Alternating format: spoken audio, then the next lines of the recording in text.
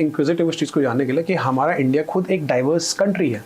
अगर मैं सेपरेट करके देखूँ तो फिर अलग अलग नेशंस बन सकते हैं, they can become different countries because the culture is different, the language is different, the eating pattern is different, और हर एक कल्चर एक अलग तरीके से लेकर आता है। But in the name of diversity यहाँ पे ज़्यादातर नेशनल, या मान के चलिए कि for example somebody is coming from the north east, उसको कुछ अलग तरीके से बताया, उसको एड्रेस किया जाता है। Somebody is coming from the south of India, उसको मद्रासी बोल दिया जाता है।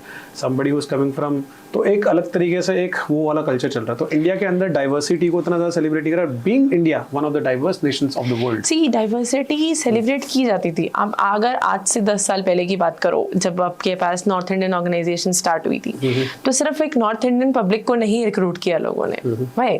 If you talk about the SEZs, you know, the special economic zones which were set up, so in that it was like mandatorily you have to take the people from our particular local societies also, because diversity was so boomed at that point of time. And diversity में वहाँ पे India as a diverse nation की बात कर रही हूँ मैं, जहाँ पे it was like कि mandatorily आप local public को लोगे, क्योंकि obviously बाकी 40% पॉपुलेशन आप जो है आउटसाइड द पर्टिकुलर सिटी से ले रहे हो, पर्टिकुलर स्टेट से ले रहे हो। सो बिकॉज यहाँ पे बहुत ज़्यादा डाइवर्स कल्चर है, डाइवर्स लैंग्वेजेस हैं, डाइवर्स फ्लेवर्स हैं। And if you talk about north Indians, they are totally different from the south Indians. If you talk about the east Indians, they are totally different from the west Indians, and similarly westerns from the southern part. The festivals, the entire culture is different, if you talk about any part of the country. So India itself is a very diverse nation. And यहाँ पे अगर हम diversity की बात करें तो आपको सिर्फ एक नॉर्थ इंडियन ऑर्गेनाइजेशन में नॉर्थ इंडियंस काम कर रहे हैं ऐसा नहीं दिखेगा। That flavour is also there, but अभी वो इंडिया के within India it has become like an autonomous thing. If you talk about it a decade back, it was like a limited people were there.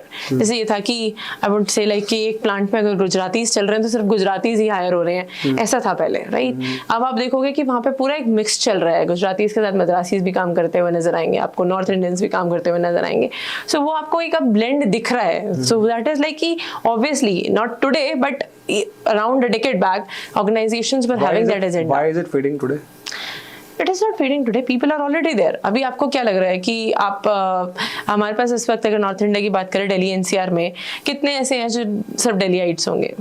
People have settled from outside, right? Bombay Delhi के तो war चलते रहता है, Delhi school, Bombay school, ये तो चलता रहता है। Anybody ठीक है, SEZ किसी और के बारे में बात करते हैं। Talk about Baddi as SEZ. Baddi is one industrial area. वहाँ जाके आप देखोगे तो वहाँ पे भी हिमाचलीज आपको सिर्फ 10% पॉपुलेशन मिलेगी। 90% of the fraternity is outside of the Himachal itself. So वो वहाँ पे भी डाइवर्सिटी आई है, ऐसा नहीं कि डाइवर्सिटी नहीं आई है। And that is how the states have grown with these SEZs, right? आप अगर बात कर, आप अभी बोल रहे हो कि ठीक है बॉम्बे और हम दिल्ली की बात नहीं करते, Hyderabad is another opportunity area for the jobs where people are going. तो आपको कितने सारे नॉर्थ इंडियंस हैदराबाद में दिखेंगे, ऐसा नहीं है कि आपके पास वहाँ पे सिर्फ साउथ इंडियन पॉपुलेशन है। If I'm just recalling, I can see a list of my friends which are there working in Hyderabad and are from North India, from West India. So ऐसा नहीं है कि डाइवर्सिटी नहीं है, और अब ये भी नहीं है कि एक साउथ इंडियन ऑर्गेनाइजेशन जो है वो आपके पास फोकस नहीं करेगी नॉर्थ इंडियन को लेने के लिए। अब बात अगर अभी हम जिन भी ऑर्गेनाइजेशंस के बारे में बात करें, मोस्टली MNCs है, मल्टीनेशनल कंपनीज है। तो मल्टीनेशनल है तो obviously there are different nationalities which they are governing it.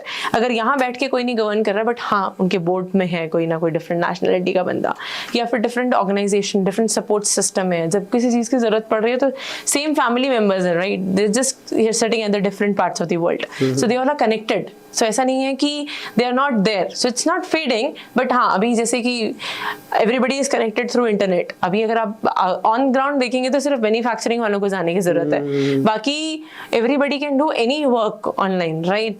मतलब ऐसा है कि आप ये कह सकते हो कि internet has taken over the people. So that is the statement that I can say here. अगर आपको ये क्लिप अच्छी लगी और आपको और ऐसे क्लिप्स देखने हैं, then do subscribe to the Solo Clips for more such clips.